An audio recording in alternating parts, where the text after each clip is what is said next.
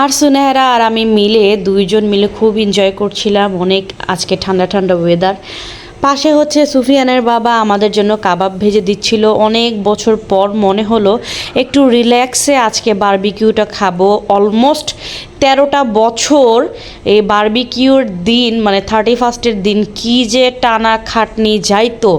আর এখন আলহামদুলিল্লাহ আলহামদুলিল্লাহ আল্লাহর কাছে অশেষ রহমতে পা লম্বা করে বসে থাকি আর হচ্ছে জামাই গরম গরম কাবাব ভেজে দেয় আর খুব এনজয় করে খাই আলহামদুলিল্লাহ।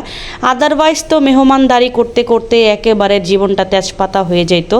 আর এখানে দেখেন আমার সাহেব যতই চোখের মধ্যে ধোঁয়া যাক আর যাই যাক, কাবাব ভাজতে তার কোনো আলসামি নাই। আর ওর মতো বাবুর্চি কেউ হইতেও পারবে না। সো আলহামদুলিল্লাহ আজকে উইংস ছিল, কাবাব ছিল, বিফের সালাদ ছিল। আর সুনেহারা দেখেন এখানে রাগ করে চলে আসছে, কারণ ওর অনেক নাকি ভয় লাগছিল বোমের সাউন্ডে। আবারও আমি চলে আসছি। এক ব্যাচ ভাজা শেষ। আর হচ্ছে আজকে বিফ কাবাবটা এত ইয়ামি হয়েছিল। সো সুফিয়ানের বাবাকে বললাম আনো, আমি একটু হেল্প করে দেই। সো একটু হচ্ছে গেঁথে দিচ্ছিলাম। আমরা টোনাটুনি মিলে খুবই রোম্যান্টিক হচ্ছে গান শুনছিলাম। গানগুলো দিলে কপিরাইট চলে আসতে পারে। সো টোনাটুনি মিলে একদমই কুয়াশা ভরা রাতে একেবারে সুন্দর সুন্দর গান শুনছিলাম আর হচ্ছে কাবাব খাচ্ছিলাম সালাদ দিয়ে। এত ইয়ামি ছিল।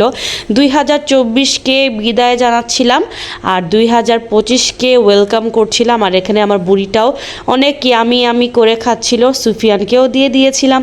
সো কে কে বাসায় বারবিকিউ করলেন, আশা করি সবাই ভালো থাকবেন, সুস্থ থাকবেন। আগে দেখেন সুনারা ম্যাডাম ভয় পায়।